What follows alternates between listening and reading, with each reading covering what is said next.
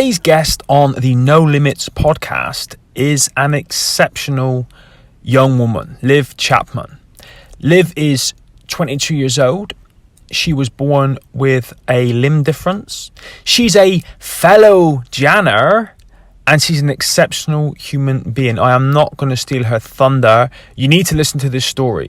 She is very wise for her age. She has her head absolutely screwed on the right way, and she is the kind of young woman that I would encourage both of my daughters to look up to follow, and to aspire to be like and to live like. Ladies and gentlemen, I'm not saying any more than that. Please welcome to today's episode, Liv Chapman.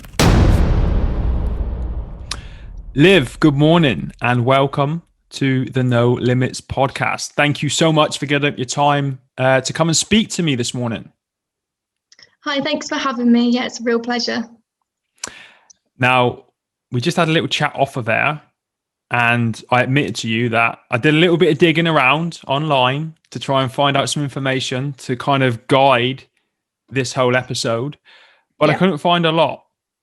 So I would really like you, from as early as you want to start, and from wherever you're comfortable, to tell us your story. Tell the listeners a little bit about Liv, a little bit about Liv's life and what it is that you do now. And I will jump in when and where I can to dig in a little bit, because I'm really interested in people's mindsets. So I guess over to you. Okay, great. So, hi everyone, my name is Liv Chapman. I'm 22 years old and I'm from Plymouth. I was born... Yeah, you know what I mean? Yeah. I was born with one hand. So my right hand, I was born without fingers. And when I was 2, I had a toe transfer, which means they took the second toe on my right foot and popped it on my hand just to give me a little bit of a grip and a pinch, so I could use it like I would my other hand. And so from the age of about 2 to 8, I was in and out of hospital quite a bit, with appointments and operations and things like that. And from a young age, you know, I was part of charities and different limb difference organisations that sort of like gave me support and helped my family to support me as well, and it gave me the opportunity to meet other kids like me. My family could speak to other families who were going through the same thing with their children, and because I was the first born of my parents, I think, you know, it's a big thing because they just expected this little perfect little child, and they got a perfect little child. Yeah, but you know what I mean?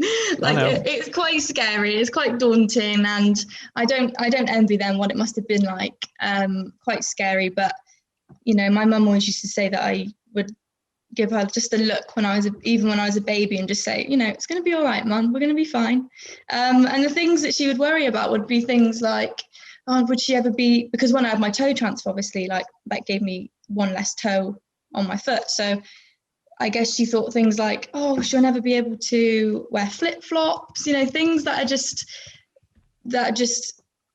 you know, aren't massively important, grand scheme of things. But it's just, as a mum, you just worry like the littlest things like that.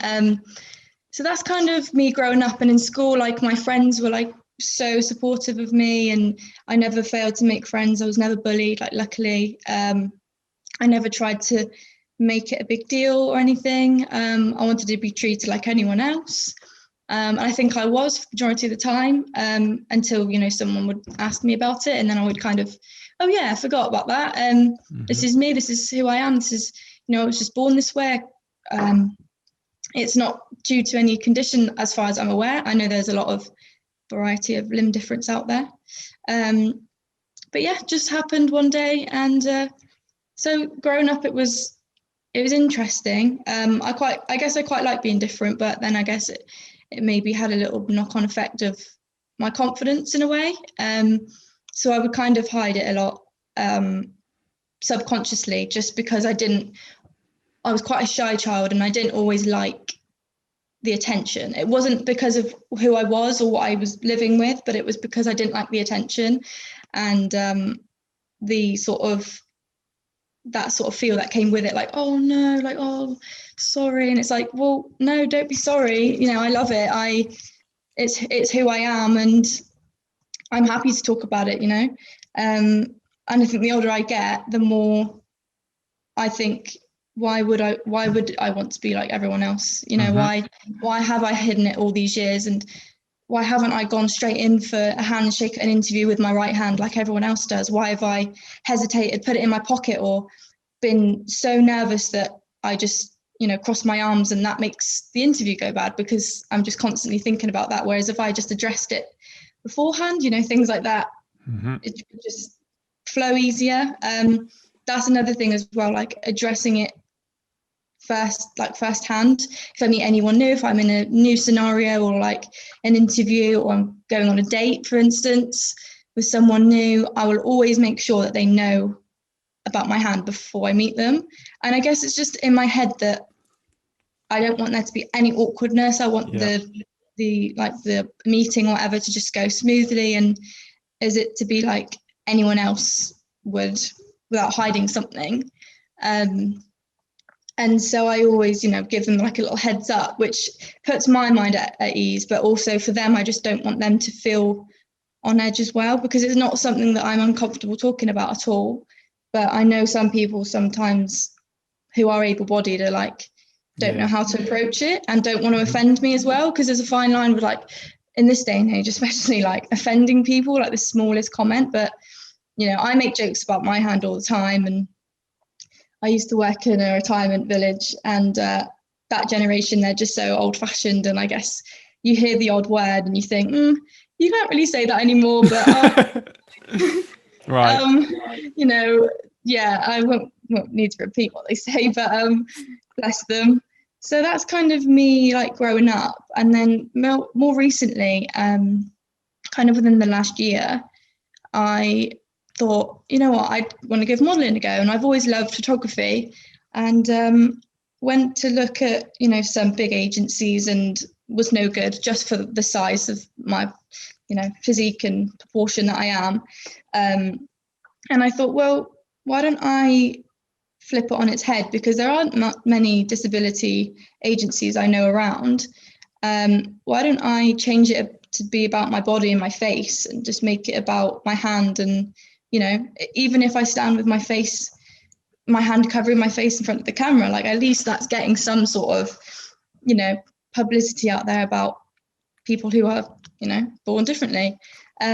So I guess I just started contacting a lot of people in Plymouth, and I got so many, you know, so much positive feedback, and I was really kind of overwhelmed. I didn't expect it at all.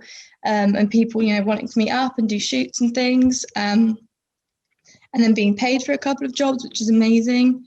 And then one day I kind of stumbled across this agency, just this guy who just finished uni. He just created this agency off his own back, really, with a few friends. He lived in Bristol, and he called me up to Bristol for a shoot one day. And the agency is called Able Model Management, and they basically are a disability agency. Not that I would ever call my hand a disability, but we can get onto that because I've got views on that. But yeah, it was just amazing that I finally found, you know, a place that I just fitted into. And and it wasn't that I'd never felt like I'd fitted in, but just somewhere that I felt content and happy and, like, confident, and just strong enough to pursue what I was interested in, what I wanted to sort of get out there, really. And I think that was about a year ago now. So I'm still, you know, signed up with them, which is really cool. And we've done, like, loads of other stuff since. Obviously, with COVID, it's been harder. But yeah, they've been super, super cool, and getting to meet so many, like, variety of different people as well, like, from all walks of life. I actually met one of my best friends who I've only known for like a couple of months up there. And it turned out we were actually both from Plymouth. We travelled separately, but we met and she's from Plymouth as well. So it's crazy, yeah. And so that was amazing, like just to meet different people and connect in that way, really. And then from then on, I've kind of wanted to promote myself more on social media. So I've used, I have 2 accounts. So I have one for my PT account, and I have a modelling account. So it's like a limb advocacy account. And it first originated from when I used to love photography at school. And then I kind of I started uploading things to do with my modelling and how I was getting on, and pictures of my hand. And I remember the first time, I think a few years back 2 years ago, I posted a picture of just my hand, and then I, thought, oh, that's a huge relief for me. That's a huge, thing for me to do, because I would always hide it and nobody ever knew what I was living with. And nobody ever really knew, and not that it mattered, but it's just a massive thing when, it's in the back of your mind, or like the elephant in the room. That is something about you. And it's the biggest part of me. So it's, why would I hide it? But anyway, so I remember posting that, and I guess I just kind of started to make that Instagram just particular to that sort of thing. And I had a lot of positive, feedback from mums and from kids who are like, you've really helped me, embrace who I am and start posting about what I'm living with and things. And that's an amazing feeling. I just want to help people. And I just want them to see, it's not all to do with social media, and you will get some negative comments, and there are some nasty people out there, but that it's not something that you should ever hide, because it's who you are. And so with that, I kind of got into a lot more accounts who do the same thing, a lot more charities. I was part of a charity, as I said, when I was growing up, called Reach, who work with children with upper limb differences. And they got me back on, because I kind of left for a bit while I was a teenager, just typical teenager. And so I joined again, and I did a virtual day on Zoom with them, and there was loads of celebs on it, and it was really cool, like Lauren Stedman, Alex Brooker, and me and 2 other girls.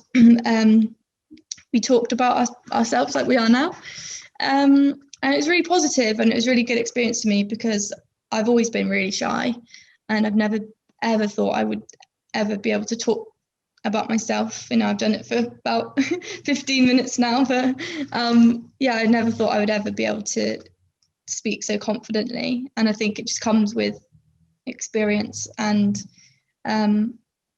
you just have to keep doing it, I suppose. But that's been really good, and a few other charities as well, and people just getting connected, like even from all over the world. It's been amazing. So that sort of led me on to a few months ago, I went to Australia in November. So I flew to Melbourne with the idea of having a year's visa out there, and traveling and working, and then within 12 months see where I was at. And then COVID happened. So I came back in April, just because it was the best thing to do. I didn't have a job. At that time, the UK was at a better point with the virus than Australia was. And so I came to the decision with my parents that I would come home. So I came home in April. And then I guess with that in mind, I just, it was an amazing experience. I've got to see New Zealand over there while I was over there as well. And then I came home, and I guess I was kind of at a dead end, like I was before, before I left, with nothing to keep me busy, no job or anything. And I was just stumbling across a few courses on the computer one day, and I found this PT course, and I thought, I've always loved fitness. I've had a PT before. I know how they work. I love being in the gym. Why not make my hobby a job, and I thought I'd give that a go. So I did a brief course during the last lockdown, and I've been qualified since November, I think. And I guess starting anything during this time is quite tricky because not a lot of people are out and about or want to be starting new things when we can't meet up face to face as easily as we could before, which I completely respect. I understand that.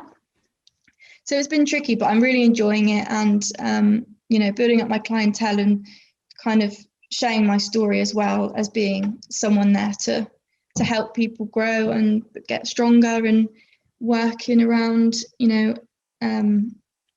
adaptions, because I think that with my experience with my hand and stuff, I've been able to really just to really know what it's all about. I've had to just adapt like anyone else would, and you find the way around things that suit you. And I just think that's really important for everyone to understand, is that nobody is the same, nobody does the same things the same way. So I really want to work with young women as well, promoting body confidence, and for them to not be so maybe self-conscious of themselves in the gym or any sort of environment, because I've been there, and I think I could just sort of input some of my experience onto them. So that's kind of where I'm at the minute, really. Just taking each day as it comes. I have a couple of clients I'm allowed to meet one-to-one with in a park, and we do an hour session, and they're really loving it. Just building up experience. I've met some great friends during lockdown, weirdly enough, and they're all mad fitness freaks, and so we all keep each other sane with new ideas and virtual workouts and things like that. So I'm taking each day as it comes, but that's all we can do, I suppose. So that's kind of me in a nutshell. Did I hear right at the beginning? You said you're 22. Yeah. That's a lot to have done in your life in 22 years, especially with the difficulties, I imagine, that you faced when you were growing up. So, and I don't know whether you feel it inside, but you come across very confident and very empowering. Okay, but and I did check out your social media. I saw the adaptations you do with TheraBands and stuff. I do the same kind of stuff. And what you just said about, I just, it sounds a bit corny, but I get goosebumps when you were talking about putting it out there on social media and, just using your quote unquote disability as a superpower to encourage other people. Because I've got a daughter, she just turned 16. And you're the exact kind of person that I want to direct her to follow on social media, not these, the false people, the people with, I'm saying this with a ring light in front of me, but all the right lighting and all the filters and, that just put this, I was going to say unrealistic expectation on what you should aim to be, but just the wrong expectation, because you should embrace you, for who you are, flaws and all. But I want to rewind right back to the beginning, because I'm always really interested in people's mindsets and how they develop their mindsets. Now, when you were growing up, you said you weren't bullied, which is phenomenal. I think that's great. But I want to know what helped you develop the confidence to not have things be about your hand, your toe, whatever it is. I mean, it comes from different places, from your environment, parents, peer groups, whether you know it or not, what you choose to consume from the TV, podcast, radio, whatever it is you listen to, about magazines you read. It all shapes you when you're growing up. So how did your mindset develop from an early age because it sounds like you embraced it straight away, and I'm sure there were times when you said, why me? But it seems like the majority of the time you've embraced it and ran with it and used it, like I said, as a superpower. So how did that mindset develop? Okay, so firstly, I want to just thank you for saying I seem confident, because my whole life I've been told, Liv's the quiet one, she's shy, blah, blah, blah. But I think doing like this sort of thing, I flip myself and just say, like, you can do it. It's fine. Like, you'll be fine. So I just want to say thanks for that. But yeah, my mindset, I guess, like I said, my parents were amazing and supportive, and there was always that sort of force, like a network behind me, and they were amazing and bringing me up. And they didn't, like I said, I think they just didn't make it a big deal. And that's the difference, is that if you make it something to fuss about, then you're more aware of it, in my opinion. I think because it was kind of not forgotten about, but it was just, yeah, Liv's fine. Like, there's nothing I say wrong with, speech marks, but yeah, and so it was forgotten about. And because I never struggled with anything, and I didn't complain about it, I just got on with day to day. And it wasn't like, get up, oh, I have to think about how to tie my shoe and how to get changed, and oh no, I hate getting up every day and doing this because I can't do it. It's because I think I could do it, and I was very lucky that I learned quite quickly. I think it's different when you're born with something like this, to, like yourself, have to adapt, because obviously you're used to something before, and I was never used to anything like that. And from a baby, I would always, learn that I had to use my left hand instead of my right, because there weren't any fingers there. And so that was that's how, I guess, my positive mindset first began, when I was very, very young.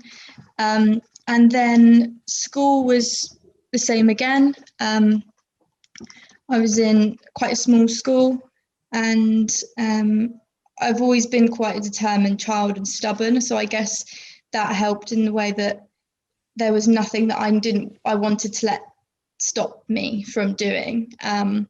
And I always wanted to be sure that I could do it. And if I couldn't do it the first time, I'd do it again. And, I didn't like anyone doing things for me, because they felt like I couldn't do it or I wasn't quick enough, so I'd be like, no, I can do it. And I would do it, and I'd stay there for as long as I needed until I did what it was. And I think people saw that early on and thought, she's got a lot of willpower, and, let her do her thing. And that's fine. And that's how we learn and make mistakes and grow and, do it all again and develop and things. And then I was part of Reach again. I was taking part in lots of activities, outside of school. And I like to go away with Reach quite a lot. And they used to do residential weeks with kids like me. I say like me, as in, children with differences that they were born with. That could be a range of things, one arm or no arms even. And yeah, and that was amazing, because we would do things on those weeks like rock climbing and kayaking and raft building, and learn how to cook and learn how to, look after ourselves. I think I was about 10 years old. Make your bed and things like that. And because everyone's kind of in the same boat as well, like with just learning to adapt different things to suit them, that was a major influence on my life, without really realizing it at the time, that I wasn't just isolating myself from things that seemed impossible for me to do. Like rock climbing, like, oh, she'll never be able to do that. How can you do that with one hand? Well, I did it, and it's because I absolutely love things like that. I'm such an adrenaline junkie. And yeah, I'm not gonna let my hands stop me. And I think it's, in all, putting things in perspective, it's what it's like what your mind's the only thing that can stop you. And if you say, I can't do something, then you'll never do it unless you change your mindset and think, I can do that. It might be scary. I might take a bit longer. I might do it a bit differently, but I can do it. And I think it's a major thing to just say, you can do something, if people believe you can or not. So I guess doing things out of my comfort zone has really helped me a lot, because I could have easily, stayed inside and cried about it and, say, oh, I'll never do that. I'll never travel. I'll never, be a PT, or I'll never be a model. And you just have to, kind of say, well, no, I'm going to do that what I want to do. And that's that, really. You're very wise for a 22-year-old. You're saying things to me now, right, that I massively resonate with, that have taken me 37 years to learn. And that's from traveling the world, meeting thousands of people, reading books, going on courses, and you seem to have got this all weighed off at 22. Do you know what I mean? So kudos for that. Wow. I mean, I like to be around people that sort of stimulate my mind and like my thoughts. And I'm not always the loudest person in the room, but I find it hard sometimes to have my own opinion on things. But I guess when it's something talking like this, it's easy to resonate with. So yeah, I'm quite passionate about it. I can see. So if you're comfortable,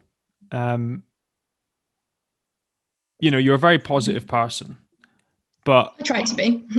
there must be, and I imagine more so growing up than there are now, there must be challenges, things that you found difficult physically, mentally. If you're comfortable talking about that, what are the biggest challenges of, I'm just going to call it differences, because I think we're both uncomfortable with the word disability. So living with differences, what's the most challenging part of that?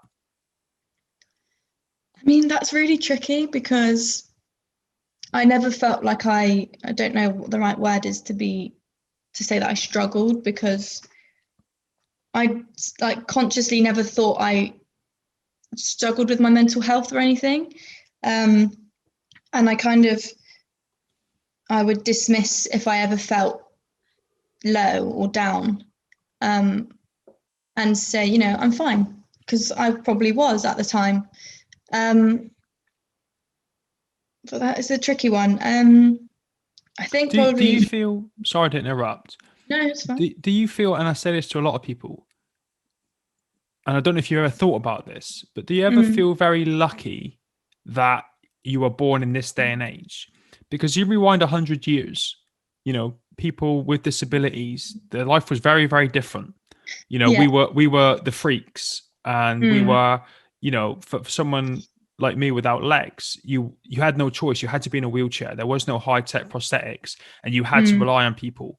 And I imagine it was really rough, right? And I almost feel like, no, I do feel unbelievably grateful to be the way I am now in this day and age, with the technology, the support, the awareness, the fact that, like you said, I've got this image in my mind now when you said about this picture you took of your hand in front of your face, and you put it on social media.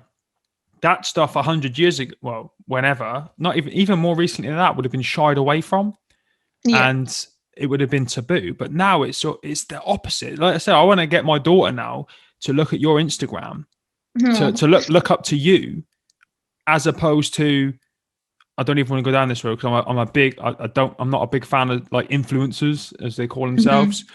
I just like real people that lead real lives and take the challenges they faced and use it to help other people. Yeah.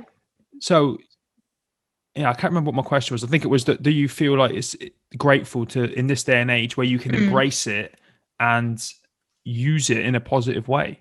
Yeah. Yeah, 100%. I mean, as well, if there wasn't anything like social media, I guess people wouldn't know about people like us, and it would be harder to, integrate and live in society where there are differences, and it'd be boring if everyone was the same. But a lot of people who aren't brought up with like a variety of different people aren't used to us, or aren't used to people who have disabilities or look a certain way. That doesn't just go to say it stops at disability either. Race, ethnicity, anything. Like if you're not surrounded by a variety of people, then I guess it's harder for other people to sort of sympathize with someone who's not like themselves. So I would say that I do feel quite lucky in this day and age. But I guess with social media does come a negative, a bit of negativity, unfortunately. And I guess in a world where there wasn't social media, there would be kind of less impact on young men and women's mental health and things like that.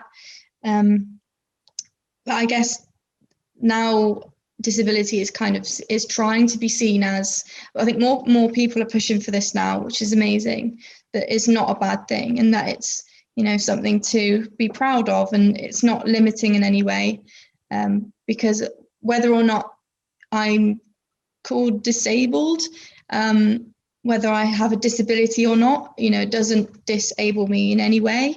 There's nothing I can't do or haven't found that I can't do yet. And until that day, I probably will be determined enough to do it. So I would agree with you there and say we are quite lucky. God knows what would have happened to me, like you say, years ago. My mum probably would have been called a few names. And that's quite hard, especially like for would be my grandparents' like age.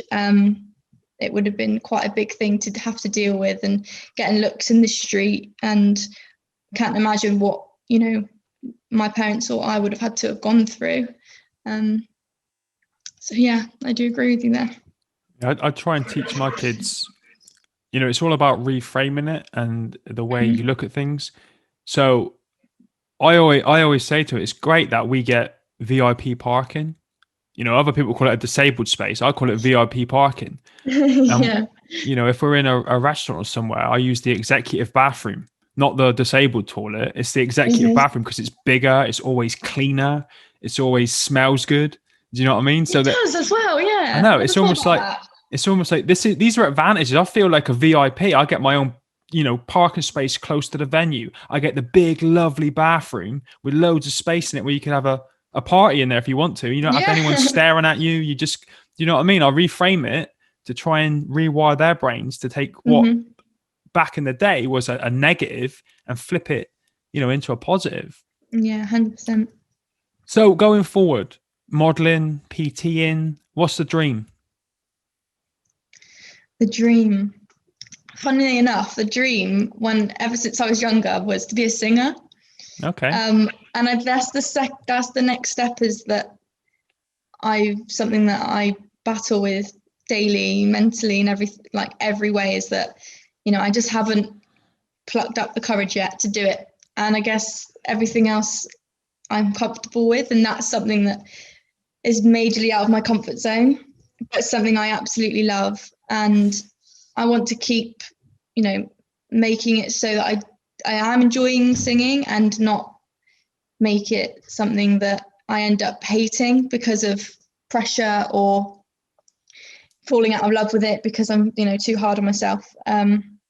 But for the near future, the goals and dreams would be to build up, a successful business with my PTing, definitely get more professional with my modeling, maybe travel with it once we're allowed to, and kind of just build on my social media, trying to get, as many eyes on it as I can. I'm not too worried about followers. I know it used to bother me, people don't think you're that popular if you haven't got millions and millions of followers, but the followers that I do have are solid followers of my work and of my story. Same. And, they'll, whether it's, I've only got about 900 maybe, you know, whether it's that or not, or 9, at least those people are solid members and of a community, and they share experiences, and they're interactive, and, you know, they're positive people, and you can always turn them off if you don't want to see them or don't want to hear from them. So that's another good thing I think is really good for teenagers or young children, adults to know, is that you can always turn off from it, and you don't have to listen to any negativity. You can delete the account, block them, turn your phone off. There's always that option there.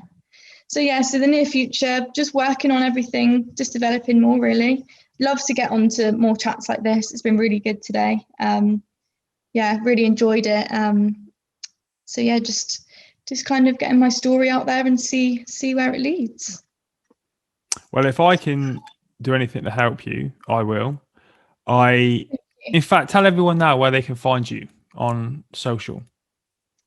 So my social's pretty straightforward. My PT account is at Liv, so Liv, Fit for All one word. And that's the same for Facebook, or you can Facebook me at Liv Chapman. And my limb difference account is at Liv_honey, because that's my middle name, _photography. So, and that's the main two that I use. I'm also, you know, my DMs are always open. You can WhatsApp me. I'm happy to answer any questions, have a chat. That's where you can find me. Well, I will put links to all of that in the show notes here and on the social media, directing people to your page. Any final thoughts? Any final things you would like to share? Good question. I mean, you've said so many positive things so far, and I think I'd really love young people more than anything to hear this, and to hear your messages, and to follow you, and to, you know, you're very authentic, you know, and I think that's what a lot of us miss, you know, with social media. You've seen it all, the people in the Lamborghinis, buy my course and you earn 7 figures a year. You know, there's too much falseness, and you seem very authentic. So I am going to encourage as many people on my social to follow your social as I can. And if there's anything I can do outside of that, just let me know. But yeah, any final messages? There's one quote that I live by, and that is embrace and uncover. And if I was just to finish on anything today, it would be that. You'll hear it a lot from me on my socials, and if you meet me in person. And it's just something that I've only recently started to listen to and incorporate in my life, and that is just to embrace what I have, and also uncover to the world, you know, what it is that I'm proud of, and that I'm all about, really. And I think it has made me who I am today. Awesome. Well, Liv, listen, thank you for giving up your time today. It's been great. I've really enjoyed this, and I can't wait to get this all out there. Thank you so much for having me. No problem. And like I said, if there's anything I can do, I've got a lot of friends within Plymouth in the fitness space, you know, social media and all that kind of stuff. If there's anything I can do to help you on your journey, just let me know and I'll be more than happy. Great. Thank you so much. Maybe I'll see you around one day. Yeah. Maybe when the world goes back to normal. Yeah. All right, Liv. Thank you. Thank you so much. I told you at the beginning, she was an exceptional young woman, and I'm sure after listening to that episode that you agree with me. Guys, as always, thank you for everything you do to help support the podcast. Those of you that have joined my Facebook supporters group, thank you for that. That enables this podcast to be supported on another level. As always, I appreciate your comments, your shares, the subscriptions on YouTube.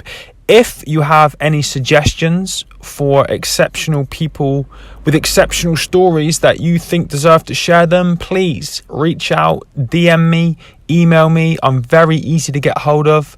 That's what this podcast is all about. It's about sharing empowering stories, getting them out to the masses, and inspiring and motivating everyone that we can get to listen.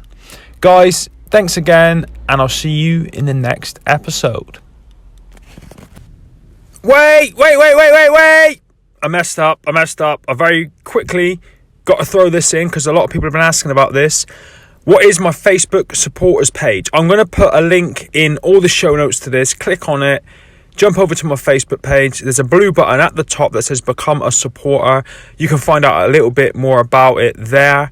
But it's an incredible way that Facebook have come up with that can support creators to earn a living and create a revenue stream doing what they love. Things like podcasts, vlogs, and all that cool stuff. I've got a cool bunch of people on there right now. I'd love to add to that so I can continue to do what I do. Guys, thank you. I'm out now. Sorry for the edit. Catch you next time.